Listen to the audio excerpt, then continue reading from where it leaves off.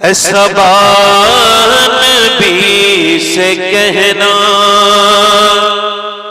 जो मदीने को तू जाए, ऐसा बान भी से कहना जो मदीने को तू जाए, तेरे दर की आरज़ू में ये दीवाना मर न जाए, तेरे दर की आरज़ू में ये दीवाना मर न जाए, ऐसा बात भी से कहना। और तेरे गम में काश सरवर मेरी जिंदगी ये गुजरे, और मुझे मौत भी जो आए तेरे शहर ही में आए, मुझे मौत भी जो आए तेरे शहर। मेरे साथ आप जरा आवाज बढ़ा के पढ़ लो एक बार। मुझे मौत भी जो आए तेरे शहर, तेरे शहर ही में आए, मुझे मौत भी जो आए। और सोचो तो कैसा होगा जज्बा अबू बकर का। ये माशाल्लाह हमारे कैमरे वाले भाई बैठे हैं, आप भी सुभान अल्लाह कहोगे तो गुनाह आपको भी नहीं होगा, सवाब तो आपको भी होगा। भाई पैर नीचे करो, आप अगर कैमरा लाए हो तो अदब से तो बैठो ना भाई। भाई कैमरे वाले भी हो माशाल्लाह, मुसलमान भी हो ना, तो जरा मुसलमानों की तरह मिल जाओ, सबके साथ जरा सुभान अल्लाह बोलो। ये देखो हमारे अनस जो इनका नेटवर्क है, ये भाई कितने अच्छे से सुनते हैं मोहब्बत से, अल्लाह ताला इन्हें बरकतें अता फरमाए। तो आपको तो डबल बरकत है, एक तो महफिल की मिलाद की आपको ये बरकत मिल रही है कि जलसा रोज सुनने मिल रहा है आपको। थोड़ा सा ये है कि आप अपने ज़ौक़ को पुराना ना होने दो, अपने इश्क को उसे जंग ना लगने दो। हुजूर के इश्क में जो दिल ना मचले वो दिल नहीं है, वो पत्थर से बेहतर है। मेरे इमाम ने कहा यूं तो सब उन्हीं का है, पर दिल की अगर पूछो ये टूटे हुए दिल ही खास उनकी कमाई है। तेरे दर की आरज़ू में ये दीवार, और सोचो तो कैसा होगा जज्बा अबू बकर का, कांधों पे मुस्तफा को जो मार पे चढ़ाए, कांधों पे मुस्तफा को, और जिसे मुस्तफा दुआ दे आबे दहन लगा दे, जिसे मुस्तफा दुआ दे आबे दहन लगा दे, फिर शेर वो खुदा का खैबर उखाड़ आए, खैबर उखाड़ आए। पढ़ो फिर शेर वो खुदा का खैबर उखाड़ आए, तेरे दर की आरज़ू में ये दीवान। और सरकार की नजर का ये हाल है उमर का, सरकार की नजर का ये हाल है उमर का, वो जिधर जिधर से गुजरे शैतान भाग जाए, वो जिधर जिधर से गुजरे। एक शेर और पढ़ देता हूं, बहुत अच्छा शेर है, क्या पता आपको पसंद आए। जो मेरी बहनें नमाज नहीं पढ़ पाती, वक्त नहीं जिनके पास, कपड़े धोती हैं और फिर खाना भी बनाती हैं, इसके अलावा गीबत के लिए भी निकाल लेती हैं वक्त बेचारी, मगर जिन्हें नमाज के लिए वक्त नहीं मिलता, उन मेरी बहनों की नजर ये शेर है। आप जरा हुजूर की बेटी के नाम पे पहले से बोले सुभान अल्लाह। मेरे मुस्तफा की बेटी कितनी अजीम तर है,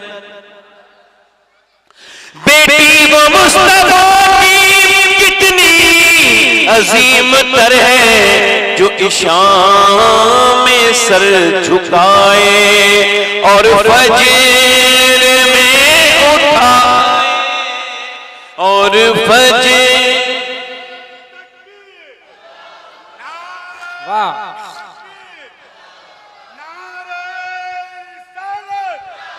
नारे रिसालत, खानदाने मुस्तफा, रिफाते मुस्तफा, सीरत मुस्तफा कॉन्फ्रेंस, नारे तकबीर, नारे वो खुदा का। आप भी मेरे साथ एक दो शेर पढ़ लीजिए।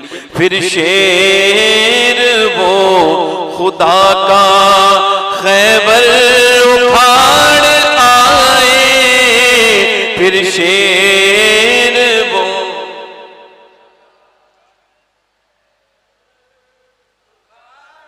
कोई मिसले बिन हैदर न हुआ है और न होगा, कोई मिसले बिन हैदर न हुआ है और न होगा, जो सितम के तीर खाए और खा के मुस्कुराए, जो सितम के तीर खाए। आखिरी शेर पढ़ देता हूं। आजकल लोग खुदकुशी कर रहे हैं, मुसलमान भी खुदकुशी कर रहे हैं। कुछ मैंने देखा, एक हाफिज साहब ने, बेचारों ने ये कर ली खुदकुशी। तो क्यों कर ली? चूंकि उनका जो अकीदा होगा ना, वो इतना मजबूत अल्लाह के साथ नहीं होगा जितना हमारे बुजुर्गों का होता है। अब शेर सुने। जब खुदकुशी के आगे सूरत नजर न आए, जब खुदकुशी के आगे सूरत नजर न आए, ये मशवरा है मेरा, सजदे में सर झुकाए, सजदे में सर झुकाए, और हर आशिक़ नबी से कहता हूं मैं शबाहत, हर आशिक़ नबी से कहता हूं मैं शबाहत, जिसे देखनी हो जन्नत वो मदीना देख आए। बैठे आराम से, बड़े आराम से, इको कम करें भाई, उसका आवाज थोड़ा बारीक करें, महीन करें। अब मेरी तकलीफ शुरू हो रही है। देखिए, हुजूर की मिलाद की महफिल, किसकी महफिल है बोलो? अब ये झगड़े खत्म करो कि वो नहीं मनाते। देखो, मिलाद वही मनाता है, बच्चा पैदा होता है तो बाप खुश होता है। इसका एक और कम करो, ज्यादा कम बिल्कुल खत्म ना करना, और इसका आवाज थोड़ा ट्रेबल बढ़ाओ, ट्रेबल थोड़ा सा आवाज साफ करो थोड़ी सी, बस ठीक है। खुशी सब नहीं मनाते भाई, आने वाले की खुशी अगर माना लो आप, और वो जो पैगाम लेके आए हैं उसको नजरअंदाज कर दो, माज़अल्लाह। बताओ, अब मेरी बात आप पढ़े। ए भाई, चाय वाले भाई, बहुत परेशान हो गए हम आपसे, चाय वाले भाई चले जाओ, आपके बगैर जाए सुकून नहीं होगा, आप चले जाओ भाई। आप मुस्कुरा क्यों रहे हो? मैं तो चाय वाले को कह रहा हूं और किसी को नहीं कह रहा हूं। चाय वाला जो है, ऐसे ही चाय वाले को ही कह रहा हूं। थोड़ा मुस्कुरा लीजिए, ये भी सुन्नत है। सुभान अल्लाह। हंसना नहीं चाहिए, कहकहा नहीं लगाना चाहिए, इससे दिल मुर्दा हो जाता है।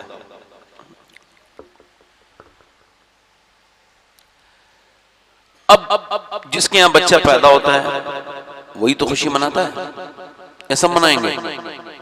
बताओ, अब्बा खुश हो गया, माँ खुश हो गई, दादा खुश हो गया, दादी खुश हो गई, नानी खुश हो गई, नाना खुश हो गए।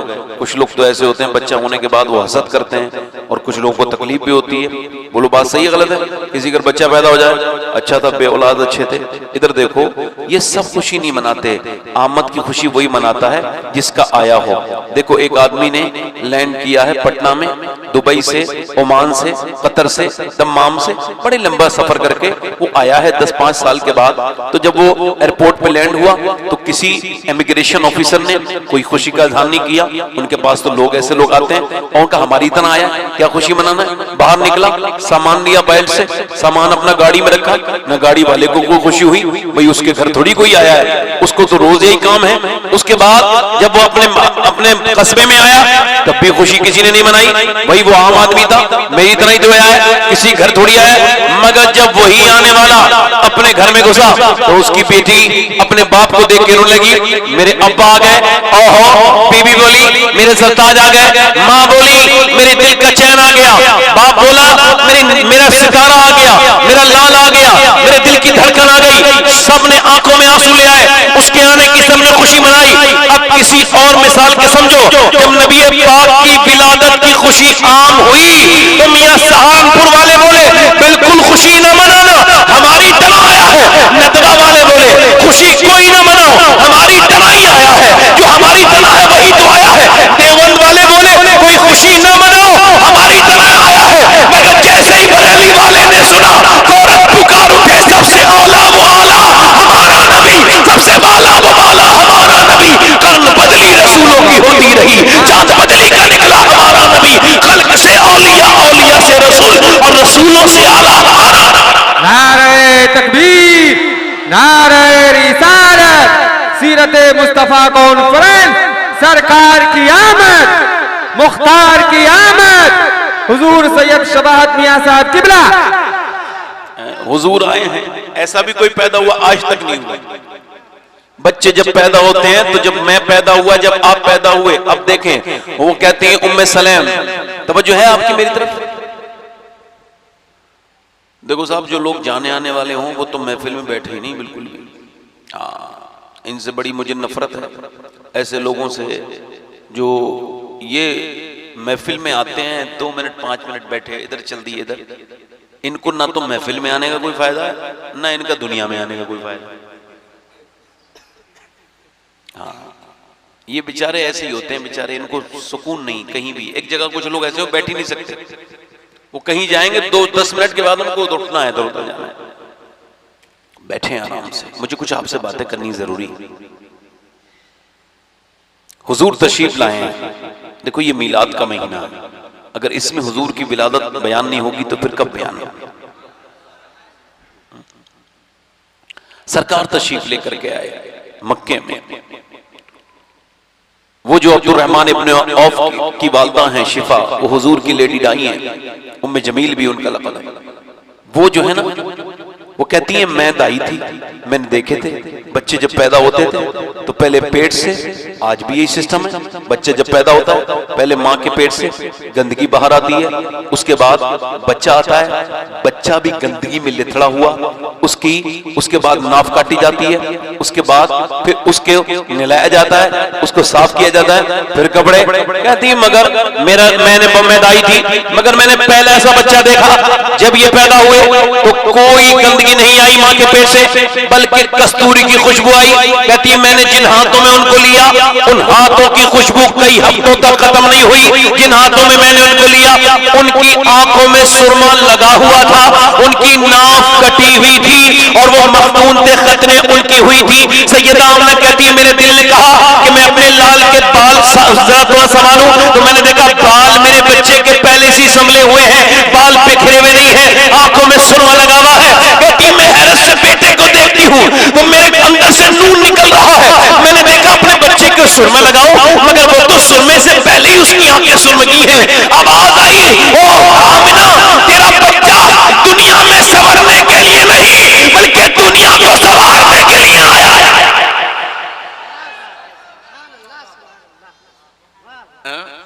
सुभान अल्लाह। किसी छोटे से बच्चे ने नारा लगाया था, हाँ वो देख रहा है बड़े नहीं लगा रहे, चलो हम ही लगा देते हैं। मुस्कुरा के जरा बोलो सुभान अल्लाह। हुजूर आ गए।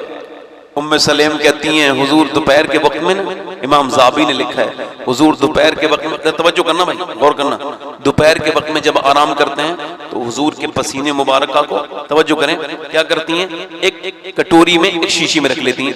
हुजूर ने पूछा सरकार को पसीना बहुत आता था, सुभान अल्लाह, कहती है इस वजह से अल्लाह अकबर। आज भी आप मक्के जाइए, मदीने जाइए, जो गारे सौर में खुशबू है, पत्थरों में आज भी है, जहाँ 3 दिन हुजूर रहे, वही खुशबू, आपका बिल्कुल तबीयत फ्रेश हो जाएगी उस खुशबू को सूंघ के।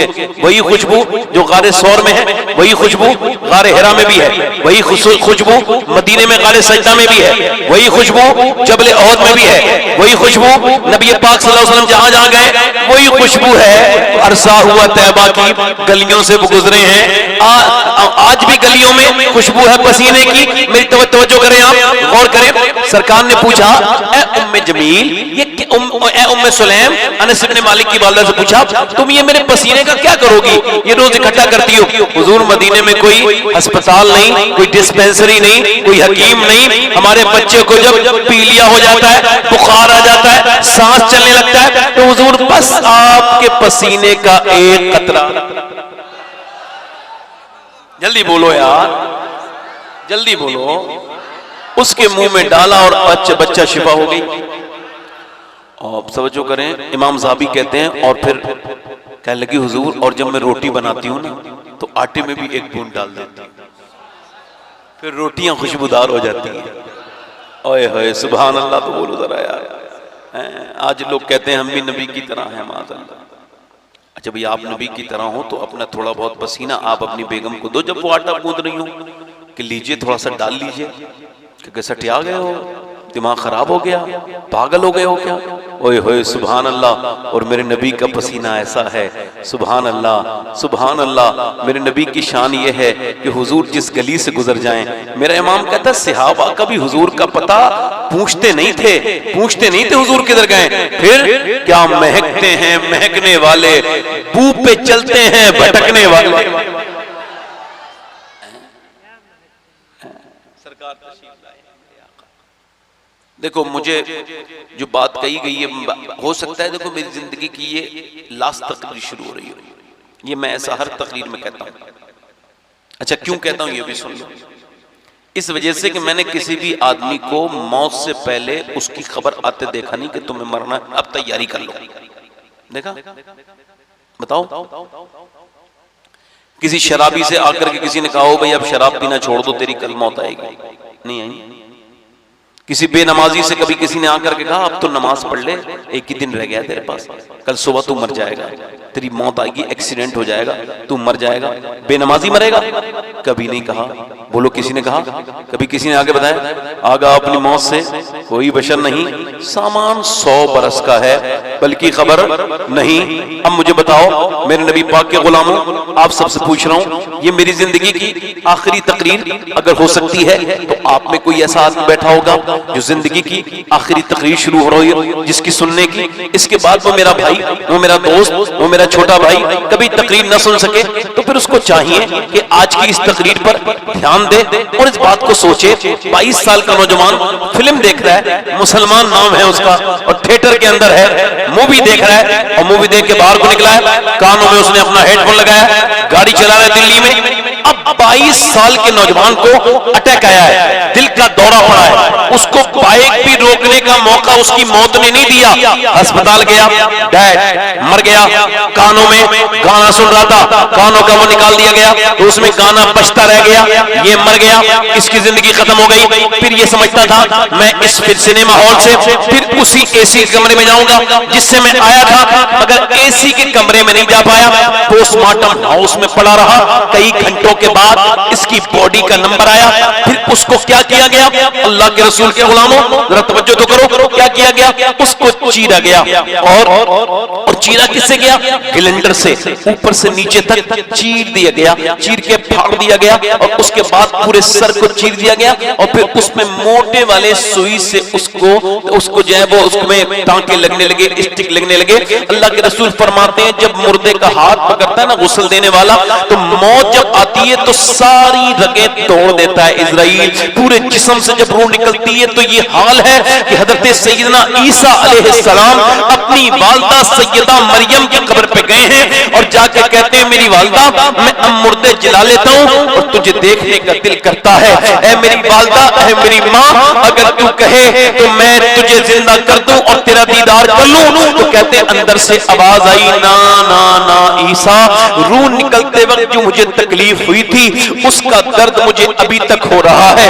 मेरे बेटे, मैं दूसरी बार दुनिया में जिंदा नहीं होना चाहती। मैं आप सबसे पूछना चाहता हूं मेरे दोस्तों, मेरे भाइयों, मेरे अजीजों, मौत कितनी तकलीफ दे है। जब उसका हाथ पकड़ता है इजराइल तो कहता है आराम से उठा। ऐ गुस्ल देने वाले जरा आराम से मुझे हाथ लगा, मेरा हाथ आराम से। मुझे बताओ जब पोस्टमार्टम हुआ होगा उस बच्चे का, ये जब पोस्टमार्टम होता होगा तब कितनी तकलीफ होती होगी। इस सफर में रहने वालों, मैं तो ये सफर में दुआएं करता हूँ, या अल्लाह पोस्टमार्टम की मौत से बचा लेना मेरे मालिक, पोस्टमार्टम वाली मौत से बचा लेना। आपको मरते हुए लोग दिख नहीं रहे, आपको लाशें उठती भी नहीं दिख रही, आप कब तक दुनिया में रहोगे?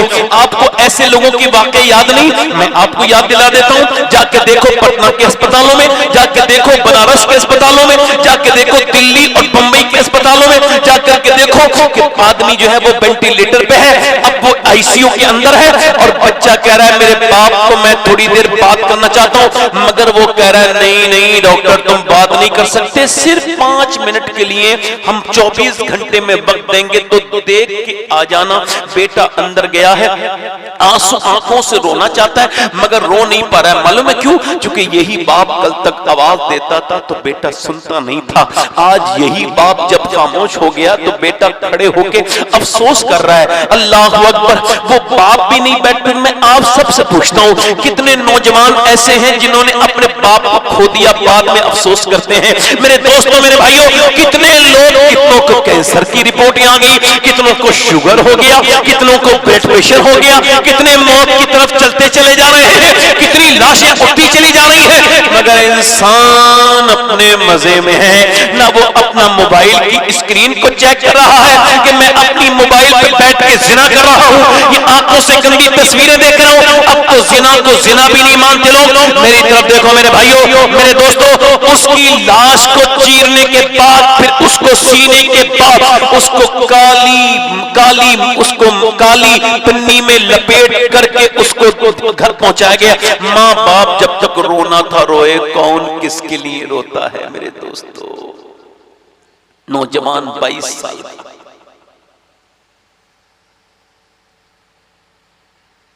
इंशाअल्लाह उम्मीद करता हूं अब आप कहीं जाएंगे नहीं, इससे डिस्टर्ब हो रहा है, समझ रहे हैं? आप इंशाअल्लाह बैठ के सुनेंगे।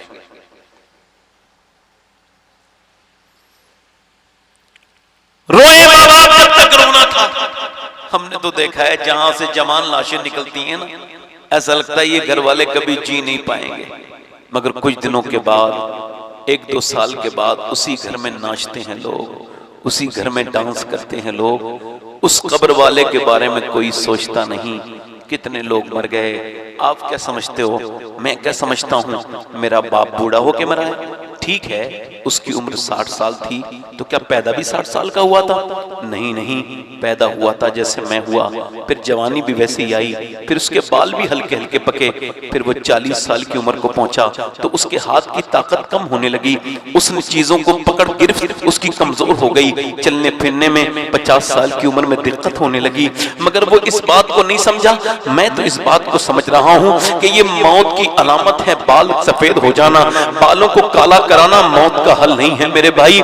मौत का कोई हल दुनिया में बना ही नहीं, तो फिर क्या मतलब है? ये कौन सी जिंदगी है? वो लड़का, उसकी लाश को फिर रोए धोए माँ बाप, फिर दफन करके ऊपर से डाल दी गई मिट्टी, और ऊपर से मिट्टी डालने के बाद फिर वो जब चले गए, हुजूर फरमाते हैं, मुर्दा कहता है ओ मुझे दफन करके जाने वालों।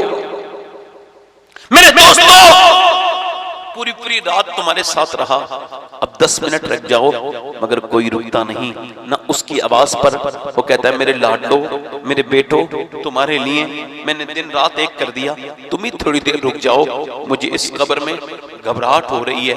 मैं जो तकरीर कर रहा हूं मैं भी उस कब्र के हालात से गुजरूंगा, आप जो सुन रहे हैं आप भी गुजरेंगे, आप भी ऐसे ही आवाज देंगे जैसे मेरे नबी पाक ने फरमाया कि आवाज देता है। और मेरे दोस्तों थोड़ी देर तो रुक जाओ, थोड़ी देर तो रुक जाओ।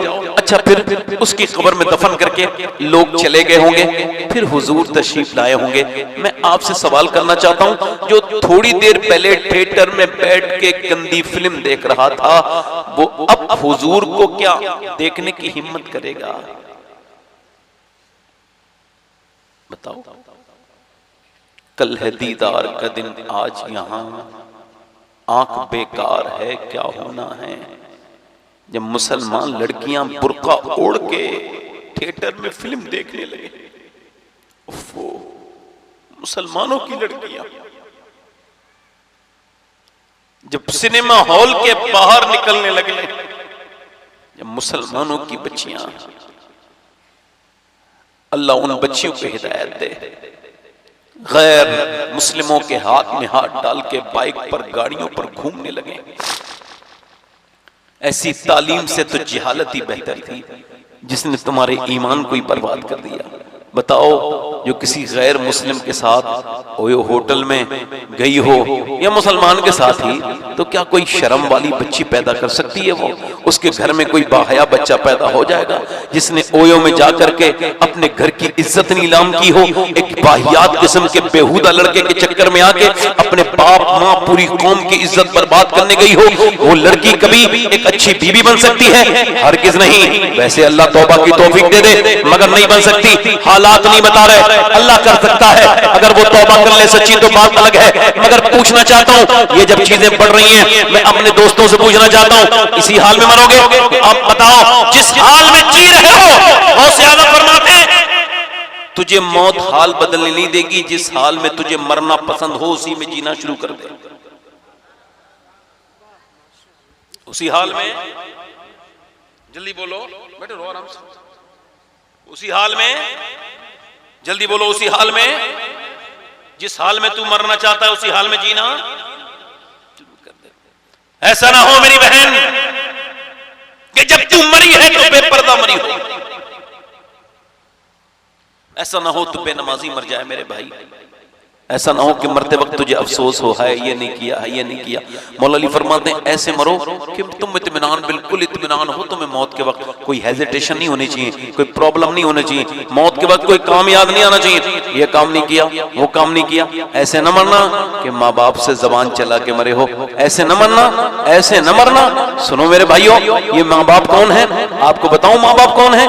मेरे नबी पाक हैं, मेरे आका हैं। एक दिन मस्जिद नबी में नमाज पढ़ा रहे, हुजूर नमाज पढ़ा रहे, अल्लाहु अकबर, और हुजूर रोने लगे हैं, अल्लाहु अकबर। सहाबा इकराम ने बाद में पूछा, या रसूल अल्लाह आप रोते क्यों थे नमाज पढ़ाते वक्त? आपने फरमाया, ऐ मेरे सहाबा मैं सोच रहा था कि काश मेरी, हुजूर नमाज के बाहर रो रहे हैं। सहाबा इकराम ने अर्ज किया, रसूल अल्लाह आप रोते क्यों हैं? मिंबर पे खड़े होकर नमाज की तैयारी हो रही है। सरकार ने फरमाया मैं इस वजह से रो रहा था, मैं सोच रहा था मैं नमाज पढ़ा होता, दौरान सूरह फातिहा होता, यानी नमाज पढ़ा होता, और मेरी माँ मुझे आवाज देती मोहम्मद।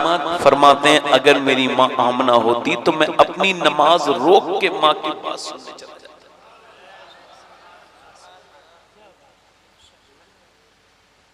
क्यों?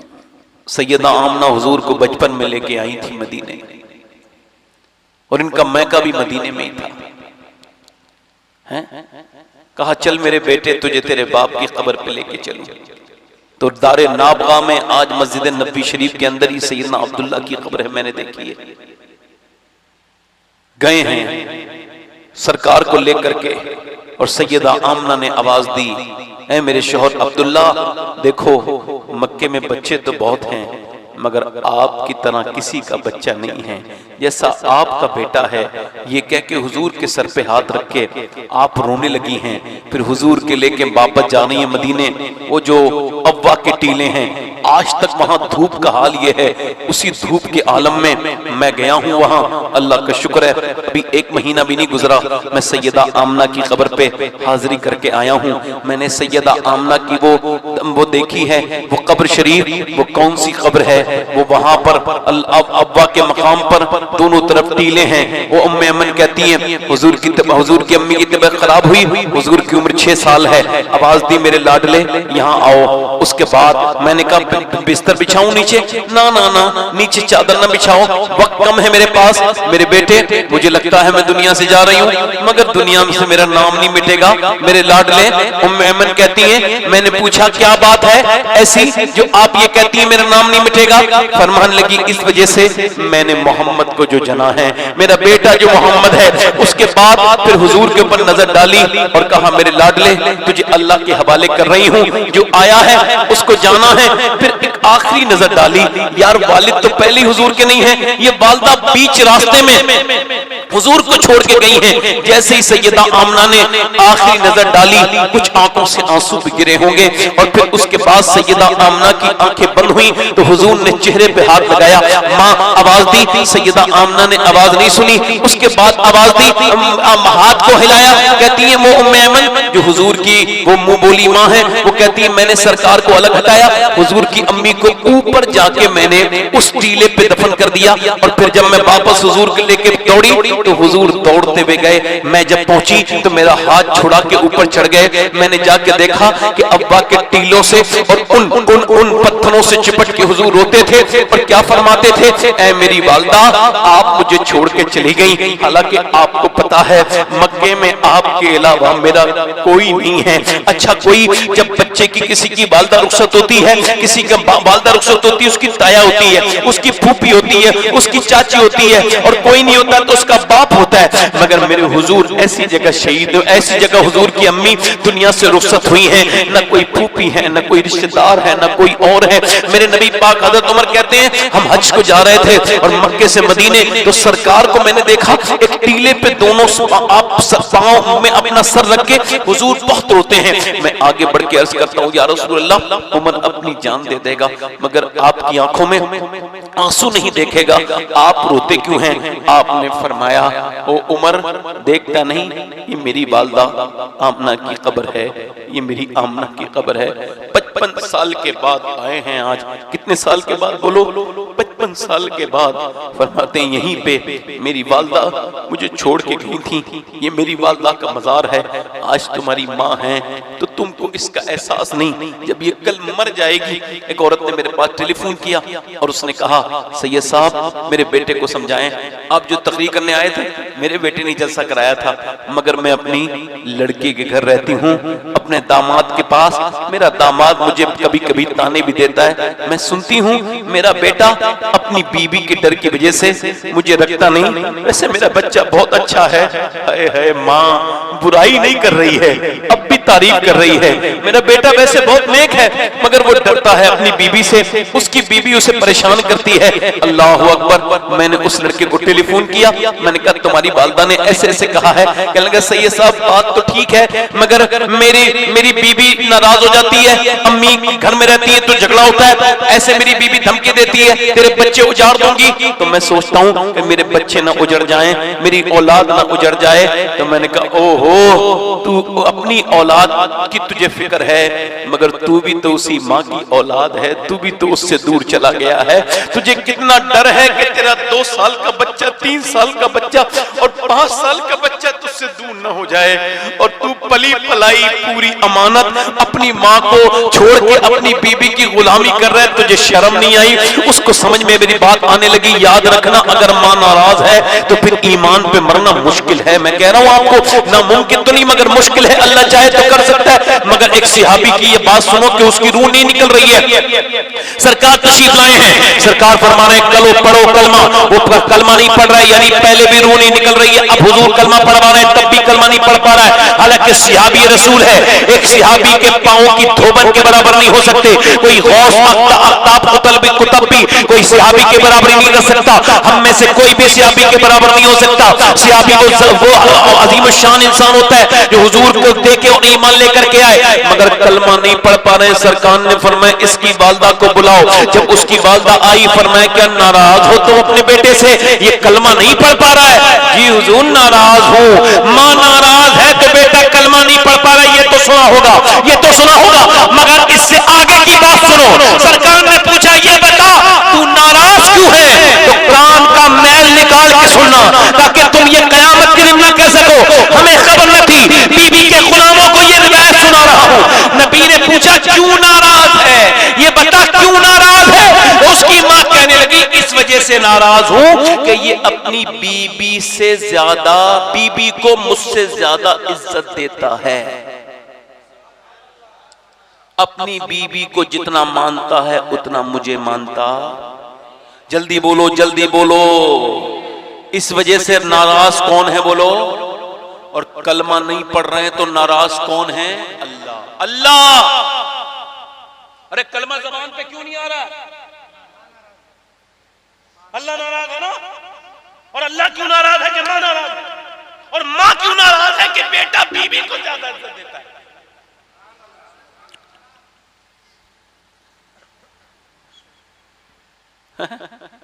किसको ज्यादा देता है?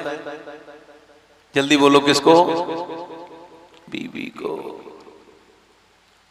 इसका मतलब ये हुजूर से पूछा गया रसूलुल्लाह क़यामत कब आएगी?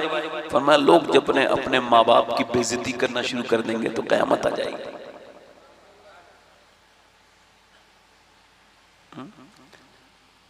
अपनी आखिरत बताओ। कलमा पढ़ाने वाले मेरे नबी हैं, फिर भी सिहाबी कलमा नहीं पढ़ पा रहे।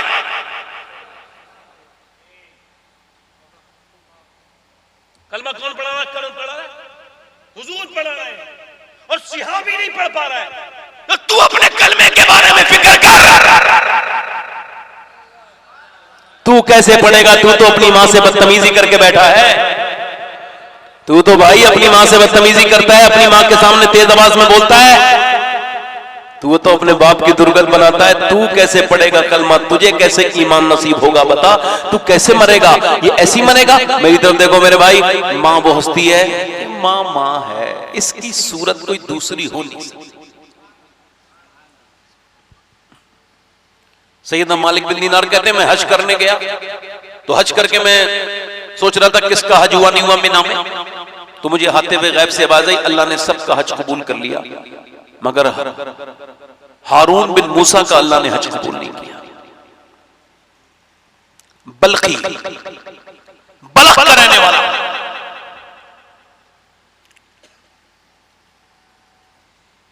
कहते हैं मैं ढूंढते ढूंढते गया बलखियों में, तो वो मिल गए। मैंने पूछा वो कोई हारून बिन मूसा, कहने लगा सबसे नेक आदमी, उधर देखो इबादत कर रहा है।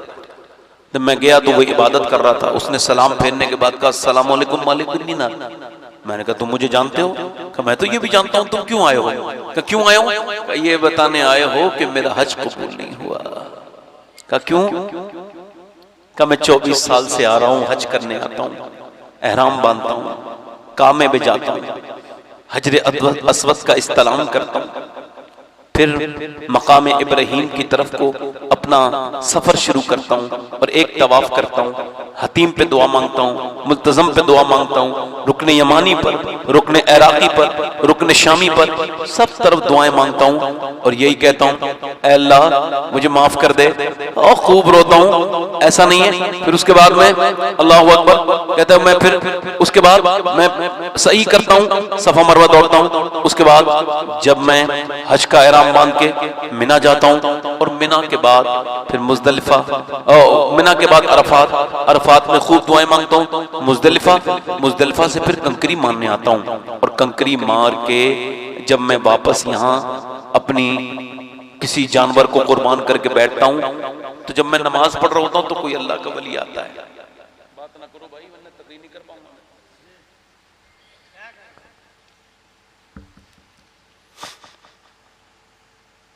जब मैं यहाँ के दुआ मांगता हूं तो उसी वक्त मुझे कोई अल्लाह का वली आता है और कहता है अल्लाह ने तेरा हज कबूल नहीं किया, 24 साल हो गए मुझे। कितने साल? जल्दी बोलो कितने साल? का क्यों, क्या वजह है? का मैं अपनी माँ का गुस्ताख हूं, कातिल हूं अपनी माँ का। शराब पीता था मैं, और शराब की वजह से मैं एक दिन रमजान में आया, मेरी माँ रोटी बना रही थी, मैं आगे बढ़ा, मैंने कहा अम्मा खाना दे। उसने मुझे देख के कहा शर्म नहीं आती तुझे? रमजान में खाना मांगता है, शराब पीता है, बेशर्म, तुझे शर्म आनी चाहिए। कहते मुझे गुस्सा आया, मैंने उसके मुंह पे एक जोरदार जन्नाटेदार हाथ मारा। कहते हैं जैसी मारा, वो जिस तंदूर में खाना बनाई थी उसमें गिर गई, मैं बेहोश हो गया। मुझे जब होश आया तो मेरी बीवी जा रही थी सुबह को। मैंने कहा जा रही है? अपने मैके जा रही हूँ। कहा क्यों? कहा मैं माँ के कातिल के साथ नहीं रह सकती। क्या मतलब? कहा तूने अपनी माँ को मार दिया, जल जल के मरी है वो। कहा तूने मुझे बताया क्यों नहीं? कहा मेरी तेरी माँ ने ये कहा है था कि मैं मर जाऊं तो मेरे बेटे को मेरे जनाजे की नमाज न पढ़ने देना, मैं नहीं चाहती मेरे जनाजे की वो नमाज पढ़े। अल्लाह अकबर।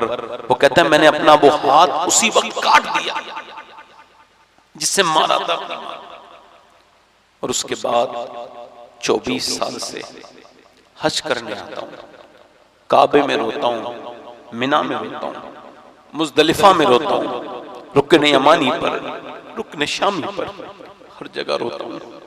मगर कोई वली आके कहता है तेरा हज अल्लाह ने कबूल, कहते हैं मैंने थप्पड़ मारा मालिक बिन दीनार उसके मुंह पे और कहा तू मां को मार के हज करने आया? फरमाते हैं कि मैं चला गया तो मैं जब सोया तो हुजूर का दीदार हुआ सरकार दो आलम, और कहा मालिक बिन दीनार तूने उसको क्यों मारा? डरे हुए को और डरा दिया? या रसूल अल्लाह वो माँ का गुस्ताख है। कहाँ अल्लाह उसे बख्शेगा, और माँ की बदौलत ही बख्शेगा। कयामत के दिन वो कहेगा मालिक मेरे बेटे, वो अर्ज करेगी, दावा करेगी माँ, मालिक मेरे बेटे ने मुझे जला के मारा था, मेरी क्या खता थी? मैंने 9 महीने से पेट में रखा, मेरी क्या खता थी? सरकारे दो आलम फरमाते हैं अल्लाह फरमाएगा जहन्नम के फरिश्तों इसे घसीट के ले जाओ जहन्नम में। इसे हारून बिन मूसा को कहते उसे घसीट के लेके जाएंगे फरिश्ते। आवाज देगा माँ नहीं सुनेगी, मेरी माँ, फिर नहीं सुनेगी, फिर अल्लाह करम करेगा, फिर आवाज देगी माँ, आवाज देगा माँ सुनेगी। क्यों आवाज देता है? क्या बात है? कयामत के दिन कहेगा एक बार बचपन में मेरा हाथ जला था तो तू परेशान हो गई थी मेरी माँ, आज तो मुझे जहन्नम में ले जा रहे हैं, मुझे माफ नहीं करेगी। तो माँ नजर उठाएगी और फिर अपने बेटे की तरफ देखेगी, फिर अल्लाह से अर्ज करेगी मालिक मेरे बच्चे को माफ कर दे, उसे जहन्नम न दे, इसके गुनाह माफ कर दे। अल्लाह फरमाएगा इसने तो तुझे जलाया था, हाँ जलाया था, मगर है तो मेरा बेटा, इसे माफ कर दे अल्लाह, मेरे मालिक इसे माफ कर दे। कोई बड़ा पीर भी किसी मां के मर्तबे को बेटे के लिए नहीं पहुंच सकता। और ये कोई मैं हवाई फाइन नहीं कर रहा हूं, अल्लाह के रसूल फरमाते हैं, मेरे नबी फरमाते हैं। जुरैज नाम के एक अल्लाह के वली थे, हुजूर उनके बारे में, देखो ये बुखारी मुस्लिम की रिवायत है, और इसको कौन बयान कर रहा है? अल्लाह के एक जुरैज नाम के अल्लाह के वली थे, उनकी मां उनसे मिलने के लिए गई, कहीं बैठ के इबादत करते थे, उनकी शरीयत में नमाज के दौरान आवाज जवाब देना जायज था। उसकी मां ने कहा मेरे बेटे जुरैज, तो जुरैज अल्लाह अल्लाह करते रहे, सोचते रहे दूं आवाज या ना दूं, अम्मी को जवाब दूं कि नहीं दूं। एक दिन आई, 2 दिन आई, वो 3 दिन आई, तीसरे दिन भी इसने सोचा, ये जो अल्लाह के वली थे उन्होंने सोचा दूं कि नहीं दूं जवाब, मैं तो इबादत कर रहा हूं, मां ये जवाब दूं कि नहीं दूं। मगर अचानक मां नाराज हो गई और उसने तीसरे दिन ये बद्दुआ दी, मेरी आवाज नहीं सुनता, तब तक तू ना मरे जब तक तुझ पे कोई फाहिशा औरत तुझ पर जब तक तोहमत ना लगाए। ठीक, अब मौत इलाका वली, सब अल्लाह के नेक बंदे, सारी तरफ लोग उसके उनके जो है वो मुरीद हैं, सब अल्लाह उनसे मोहब्बत करते हैं, अल्लाह वाला समझते हैं। लोग कुछ मुखालिफ भी हैं, होते हैं ना मुखालिफ कुछ हासिल, उन्होंने एक औरत को फिट किया और कहा जाओ उस पे इल्जाम लगाओ, उसके बच्चा पैदा हुआ कि ये जुरैज का बच्चा है। अब तो वही मुरीद फैल गई आग की तरह बात, मुरीद हाथ में डंडा सोटा लेके दरवाजे पे चढ़ाई कर दी, पीर बनता है ज़िना करता है ज़ानी, बाहर निकल। ठीक लग गई तो निकल बाहर। समझ गए बात क्या है?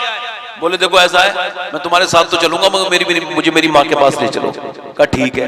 अब तो पीरों के पीछे घूमते लोग, पीरों के हाथ चूमते, माँ के नहीं चूमते, बाप के नहीं चूमते, बेवकूफ हैं, अकल नहीं है इन लोगों को। कितना बड़ा पीर है, सुनो नबी फरमाना है, मेरे आका माँ के पास गए और जाके बोले माँ तूने जो बददुआ की थी तो कबूल हो गई मेरे हक में, अब तो मुझे माफ कर दे। क्या तूने ऐसा किया तो नहीं है? कहा नहीं मैंने ऐसा नहीं किया। तो फिर कहा अच्छा ठीक है, माफी मांग रहा है, अल्लाह मेरे बेटे को माफ कर दे।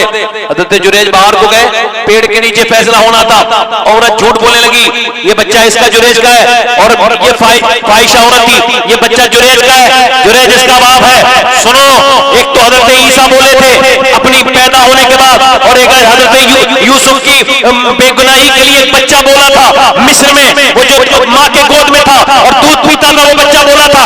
और तीसरा बच्चे की इसकी बारी थी, हज़रत जुरैज ने कहा तू तो झूठ बोल ही रही है, मैं तुझसे नहीं पूछूंगा, बल्कि उस बच्चे की नाक पे उंगली रखी और कहा तू किसका बच्चा है? वो बच्चा इंसानों की जबान पैदा होते ही एक दिन का था, बोला मैं जुरैज का बच्चा नहीं हूँ, मैं तो फला का बच्चा हूँ। जुरैज तो अल्लाह का वली है, अल्लाह का वली। फिर जुरैज ने पेड़ के पत्तों की तरफ इशारा किया, ए पेड़ के पत्तों बताओ मैं कौन हूँ? तो हर पेड़ के पत्ते से आवाज आ रही तो जुरैज तो अल्लाह का वली है, जुरैज तो अल्लाह का वली है। आला हज़रत फरमाते हैं अगर किसी के लिए 100 वली पर दुआ करें और एक बाप दुआ करे तो अल्लाह बाप की दुआ कबूल करे।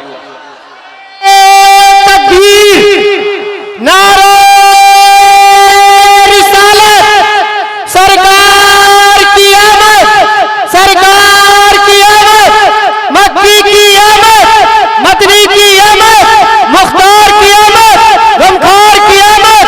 नारे तकबीर, नारे रिसालत। माशाअल्लाह, गुलाम नूर मुजस्सम साहब क़िबला आ रहे हैं। सुभान अल्लाह। आप लोग बैठे रहें, बड़ी मुश्किल से आप जमे हैं तो बैठे रहें थोड़ी देर। हमारे कारी साहब आ रहे हैं, मैं उनका इस्तकबाल करूंगा खड़े होकर।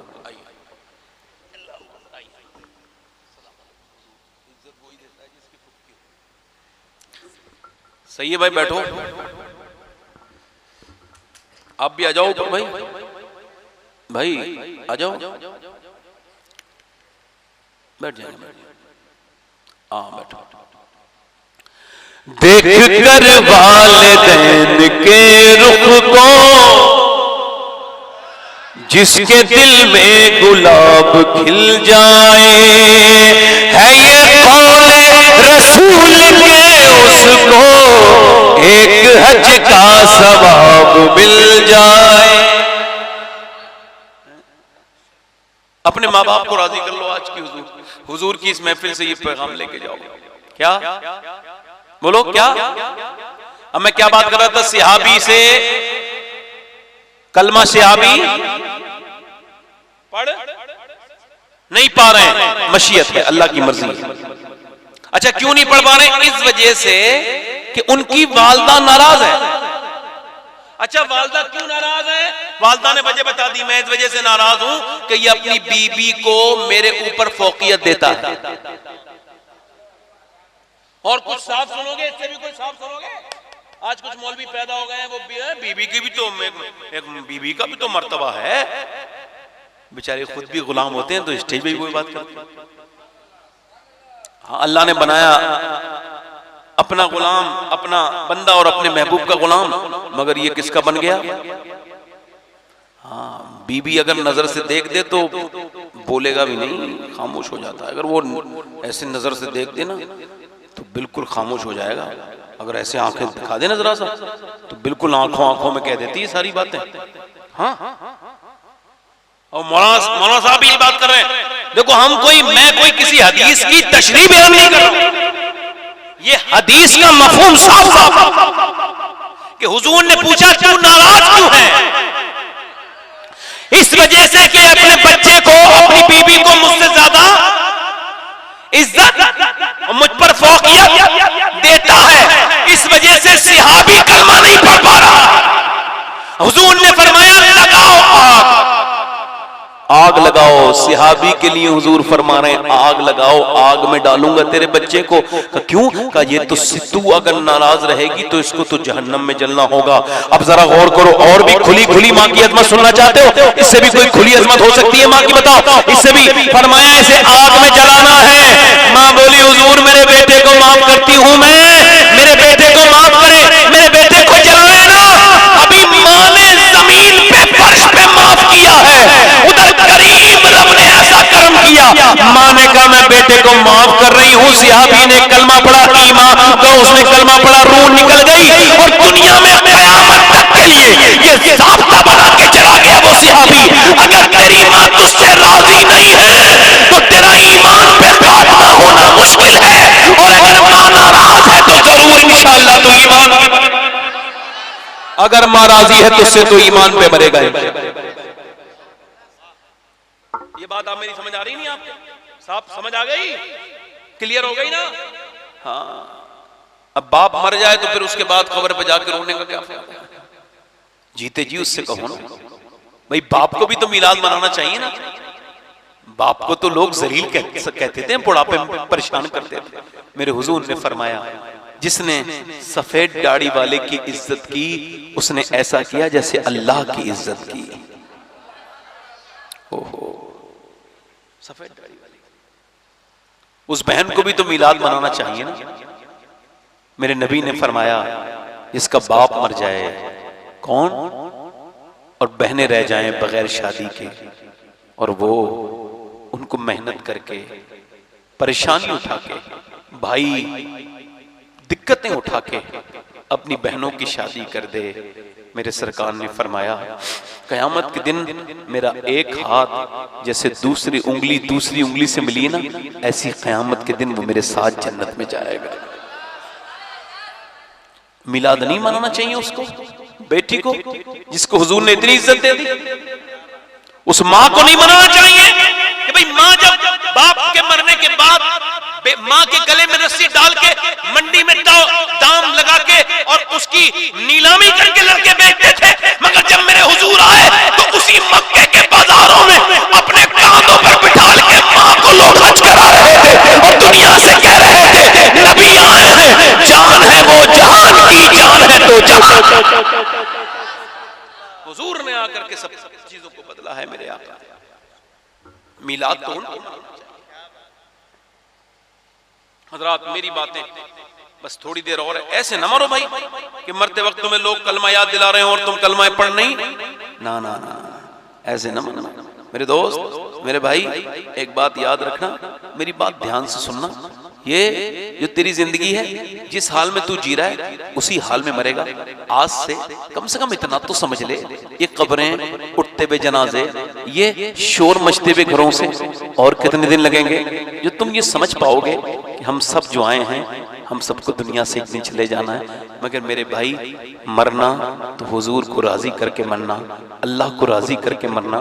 अब देखो आज तो मिलाद हो गया, अपने घरों में मिलाद करो, अपने बच्चों के सामने मिलाद करो। मैं फिर आपसे कह रहा था नौजवान नस्ल बर्बाद हो रही है मोबाइल के जरिए। हमने क्या किया, इतना वो कर दिया। कितना? तवज्जो करें जरा, मेरी बहनें सुन रही हैं, उनके लिए भी थोड़ा सा मुझे बयान करना है। इन्होंने कमेटी वालों ने जो बातें कही हैं उसमें मुझे ध्यान है बड़ा। मैं आपसे अर्ज कर रहा हूं, मेरी तरफ देखें, गौर करें, आप इधर देखें। आपने एक कोका कोला फाड़ा और उसके बाद रील बनाई, डाल दी इंस्टाग्राम पे। हमने इजराइल का बाइकआउट कर दिया। अच्छा ठीक हो गया बाइकआउट, अच्छा ये बाइकआउट हो गया। सिर्फ ये काला जहर आप पीते क्यों थे? हमने तो पहले भी नहीं पीते थे, अब भी नहीं पीते काला जहर। आपने अपनी सेहत भी खराब की और ये आपने Coca Cola, Pepsi, Thums Up, ये फाड़ के बोतल आपने इजराइल का बाइकआउट कर दिया, या आपने चले KFC नहीं खाया, बाइकआउट हो गया। हाँ, ये भी बाइकआउट की एक सूरत है, करना चाहिए, मैं इसका मुखालिफ नहीं। मगर मेरे भाई, अगर KFC उनका है, मैकडोनल्ड उनका है, अगर कोका कोला उनका है, अगर पेप्सी उनकी है, अगर थम्स अप उनका है, तो इंस्टाग्राम की कमाई किसे जाती है? उन्हें जाती है। इंस्टाग्राम भी उन्हीं का, फेसबुक भी उन्हीं का। अब तूने फेसबुक पे तो 3-3 घंटे देख के उनको अपनी MB दी, उनकी कमाई करवाई, उसी कमाई से वो इजराइल को तबाह बर्बाद कर रहे हैं, उसी फेसबुक की कमाई से वो बर्बाद कर रहे हैं। और तू फेसबुक में लगा हुआ है, तूने वो कुरान नहीं पढ़ा जो तेरे नबी पे नाजिल हुआ है। सही मानों में ये बाइकआउट है कि इंस्टाग्राम को अपने मोबाइल से निकाल दे और फेसबुक को निकाल दे और कुरान अपने मोबाइल में पढ़ना शुरू कर दे और दुनिया वालों से कहे, देखो मैंने आज बाइकआउट किया है, यहूदियों का फेसबुक नहीं देख रहा हूं, इंस्टाग्राम नहीं देख रहा हूं, मैं मोहम्मद पे नाजिल होने वाला कुरान।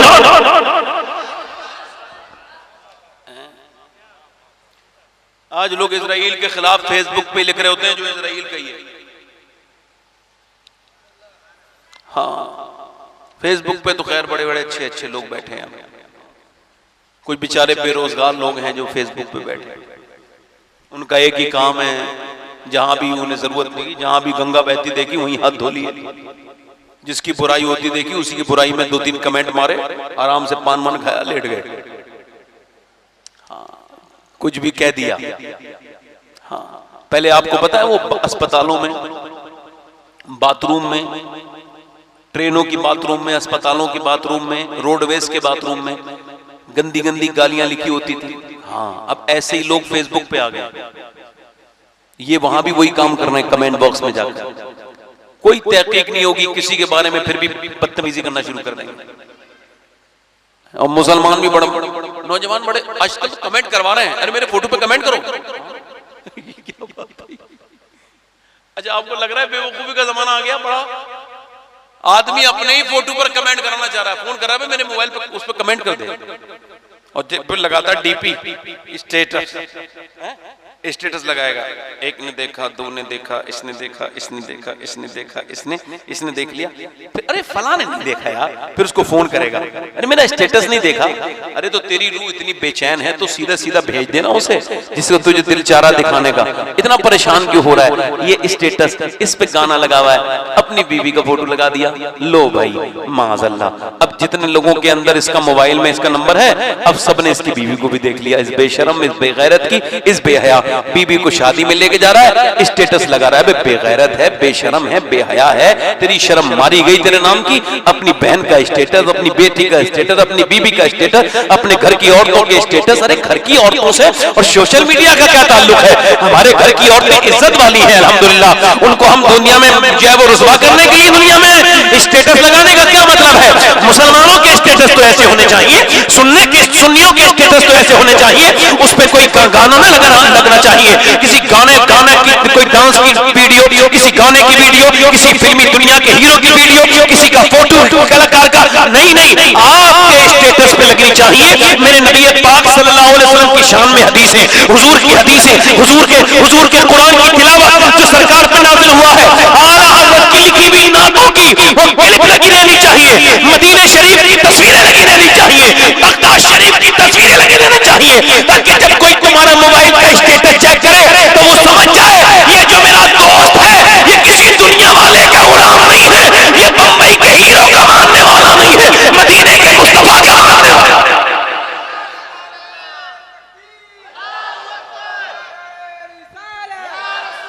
नारे रिसालत, सरकार की आमद, मुख्तार की आमद, सीरत मुस्तफा कॉन्फ्रेंस। मैं अपने दोस्तों से कह रहा हूं, अपने भाइयों से, मैं अपनी बहनों से भी कह रहा हूं, देखो ये बात मैंने बहुत जगह बयान की, यहां भी बयान कर रहा हूं, और मैं समझता हूं कोई भी बात जब तक फायदा दे उसको बयान करना चाहिए। मैं सैयद हूं, अल्लाह का शुक्र है, मगर फिर भी ये वसीयत है मेरी, अगर कोई फलस्तीन से किसी लड़की का वो उनमें से किसी का एक जूता ला के दे दे, तो मैं जब मरूं तो मेरी कब्र में दफन के बाद, दफन से पहले, तख्ते लगाने से पहले मेरे सीने पे एक जूता रख दिया जाए, ताकि मेरे जैसा गुनहगार उस जूते की मिट्टी की बरकतों से बख्शा जाए। कौन मालूम है? वो बच्चियां जो फिलिस्तीन की हैं, जिन्होंने पूरी दुनिया की इंस्टाग्राम पे नाचने वालियों को हैरान कर दिया, पूरी दुनिया की उन मुसलमान नाम रख करके फेसबुक पे रीलें बनाने वालियों को शर्म और सोचने के लिए मजबूर कर दिया, जिन्होंने ये बयान दिए हम जब रात को सोते हैं ना तो बुर्का ओढ़ के सोते हैं, कुरान पढ़ते हैं, फिर बुर्का ओढ़ के सो जाते हैं। तो पूछा भाई बुर्का ओढ़ के तो कोई नहीं सोता, आप क्यों सोते हैं? इस वजह से कहती हैं जब बम गिराता है इजराइल तो घर में से लाशों के ढेर निकलते हैं, मलबे में से लाशें निकलती हैं। हम ये सोच के बुर्का ओढ़ के सोते हैं कि जब हम मरें और हमारी लाशें सुबह को निकलें तो पर्दे में होनी चाहिए, बेपर्दा नहीं होनी चाहिए, ताकि क़यामत के दिन हुजूर से मुलाकात हो तो हम अर्ज कर दें अल्लाह के रसूल हमारे सारे बच्चे शहीद हो गए, हमारे घर लाश बन गए। मगर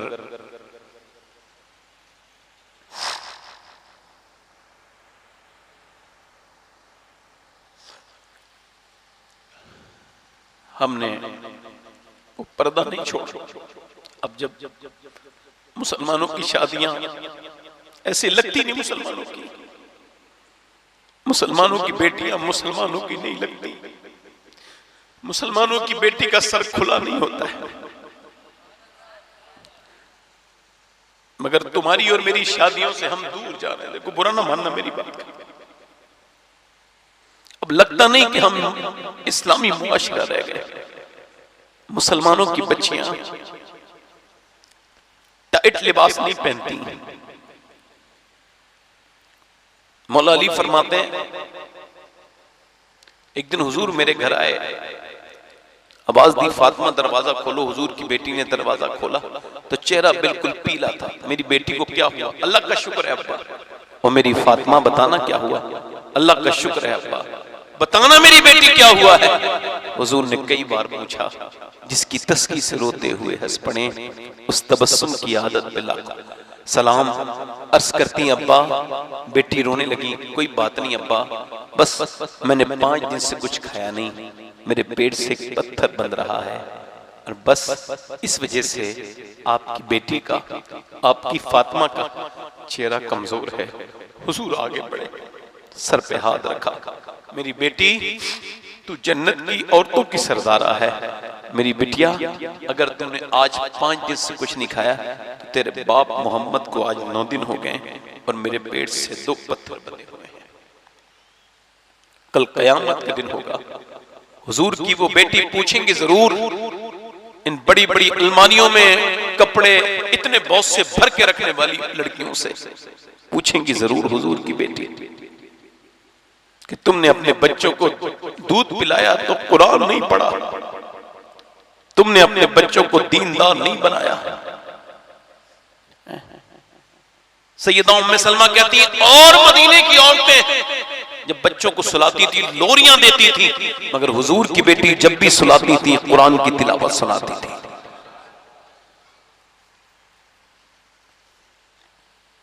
जब मेरे दोस्तों, मेरे भाइयों, आप खुद ही नमाज नहीं पढ़ोगे, तुम्हारी बेटियां नहीं पढ़ेंगी तो उनकी बेटियां कैसे नमाज पढ़ेंगी? हुजूर के मीलाद को मेरी बहनें कयामत के दिन क्या जवाब देंगी जिनके सरों पे दुपट्टे नहीं? मौला अली को जब शहीद किया गया, पहली वो बेहया औरत थी जिसने कहा था अगर मुझसे शादी करना है अब्दुल रहमान इब्न मुलजिम तो अली को मारना होगा, अली का कत्ल मेरा महर है। और वो औरत थी बेपर्दा। मौला अली ने फरमाया कयामत तक जो औरत बेपर्दा रहेगी वो अली के कत्ल में शरीक है।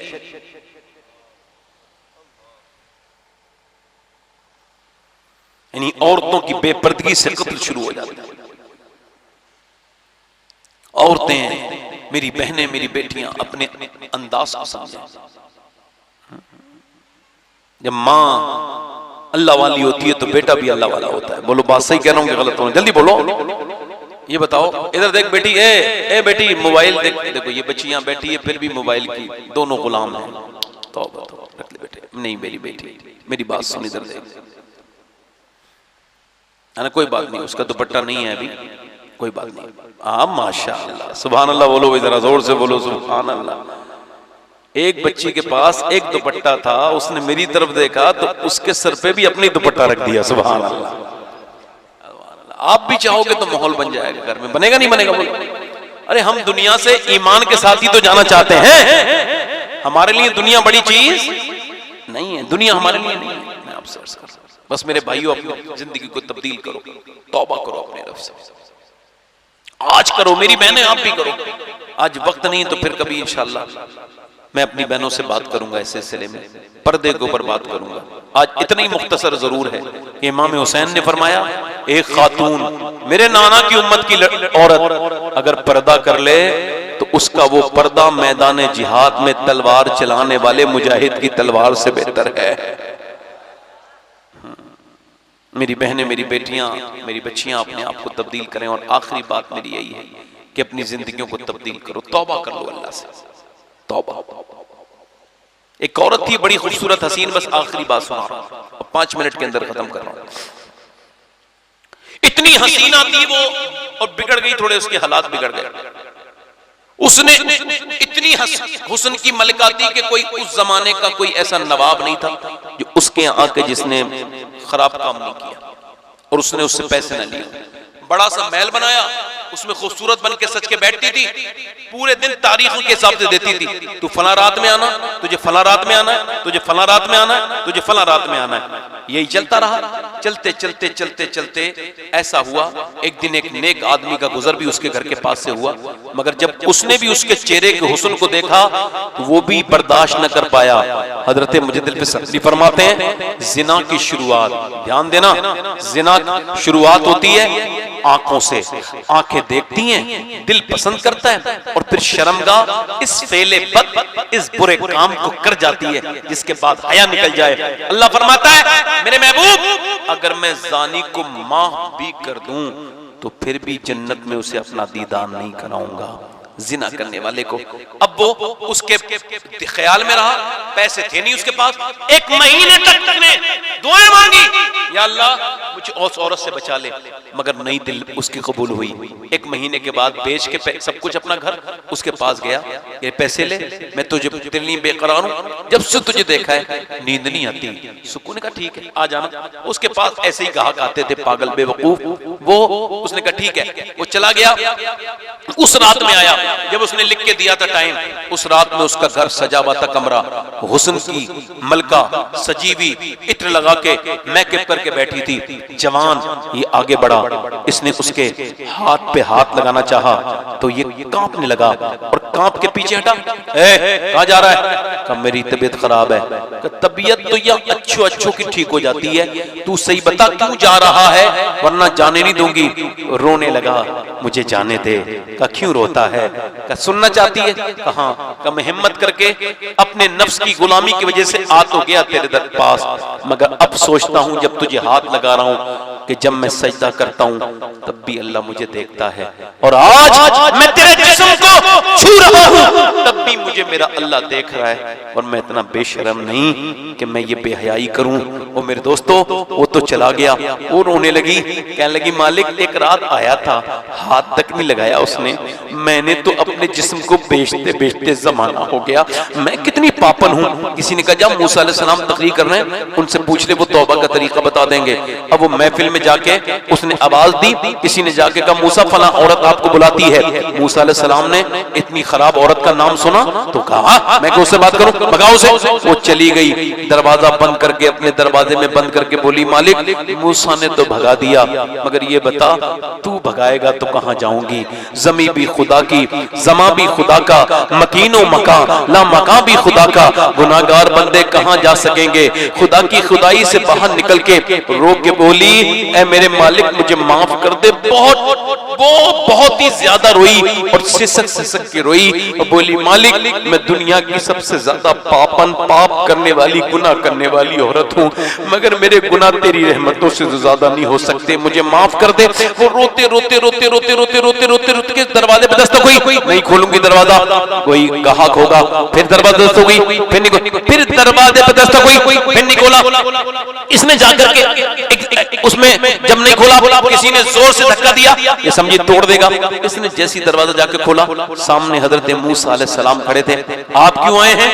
आपने तो मुझे भगा दिया था। हजरत मूसा की आंखों में आंसू आ गए, कहने लगे मुझे क्या खबर थी, अभी अल्लाह ने जिब्राइल को भेजा है और फरमाया मूसा जा मेरी बंदी से कहे अब वो ना रोए, उसके रोने को उसके रब ने कबूल कर लिया है, उसके रब ने कबूल कर लिया। एक बार उससे कह के तो देखो मालिक मैं गुनहगार हूं, मुझे माफ कर दे, तो वो जरूर तुझे माफ करेगा। एक बार जिंदगी में मौत से पहले एक बार तौबा कर ले मेरे भाई, अपने रब से रोज तौबा किया कर। कुछ नहीं पता कब मरे तू, कब मरूं मैं। ऐसी क्या जिंदगी है, बीबी बच्चे, इसके लिए अल्लाह को भूल गए। न कभी फजर की नमाज, न जोहर की, न असर की, न मगरिब की, न ईशा की। हुजूर फरमाते हैं बेनमाजी जब कयामत के दिन उठेगा तो वो फिरौन और नमरूद के साथ उठेगा, अल्लाह के दुश्मनों के साथ। बेनमाजी जब मरेगा इतनी प्यास लगेगी, अगर 7 समंदरों का पानी पिएगा उसकी प्यास फिर भी नहीं बुझ सकती। जो अपने रब के सामने झुकता नहीं। मेरे दोस्त ये कौन सी जिंदगी तूने जी है कि बस काम काम, दुनिया दुनिया दुनिया दुनिया, भूल जा दुनिया को। ये दुनिया तुझे बर्बाद कर देगी। जगह दिल लगाने की दुनिया नहीं है, ये इबरत की जा है, तमाशा नहीं है। कैसे कैसे हसीनों की मौत आ गई, कैसे कैसे अजीमों को मौत आ गई, किसी को न छोड़ा न किसी को छोड़ेगी ये मौत। मेरी तकरीर यहीं पे खत्म होती है, मगर ये सवाल करता हूं आपसे मेरे भाई, आप में कितने लोग हैं जो हुजूर के नाम पे जान दे सकते हैं? दोनों हाथ उठा के बताएं। जो हुजूर के नाम पे जान दे सकता है वो कुछ भी कर सकता है ना? नीचे हाथ करें, जल्दी करें। जो हुजूर के नाम पे जान दे सकता है कुछ भी कर सकता है। एक दूसरे की तरफ देखना नहीं और मुस्कुराना भी नहीं। कितने लोग ऐसे हैं जो हुजूर के नाम पे जान भी दे देंगे और आज से हुजूर के नाम पे पूरी दाढ़ी भी दिखा लेंगे। वो इस महफिल में खड़े हो जाएं। जो आज से पूरी दाढ़ी रखाएं खड़े हो जाएं, इधर आ जाएं, बाहर आ जाएं, बाहर आ जाएं, इधर आ जाएं। पूरी जो आज से सुन्नत रखाएं एक मुट्ठी, वो बाहर आ जाएं। आ जाओ, डरो मत, शादी हो जाएगी। बल्कि शादी अच्छी लड़की से करनी है ना। आओ आओ, बाहर आओ, इधर आ जाओ। अच्छी लड़की से अगर शादी करनी है ना, इधर आ जाओ, बाहर आ जाओ। दाढ़ी रखाने वाले सिर्फ बाहर आ जाए। शर्माए ना, लोग गाली देते नहीं शर्माते, आप दाढ़ी रखा के शर्मा रहे हो? बाहर आओ। 100 शहीदों का सवाब है। अच्छी लड़की से शादी करनी है ना, आज के जमाने में नेक लड़की चाहिए, तो शादी से पहले दाढ़ी रखा लो। बिगड़ी हुई लड़कियों से बच जाओगे, क्योंकि कोई भी बिगड़ी हुई लड़की दाढ़ी वाला पसंद नहीं करती। दाढ़ी वाला वही पसंद करती है जिसे मदीने वाला पसंद। 1 2 3 4 5 6 7 8, 2 और आ जाए, इमाम हुसैन की 10वीं हो जाएगी। आओ आओ, आगे आ जाओ, आगे आ जाओ। आप क्या मदरसे में पढ़ते हो क्या? नहीं, अच्छा, मदरसे में पढ़ने वाला कोई ना है। अरे सुभान अल्लाह।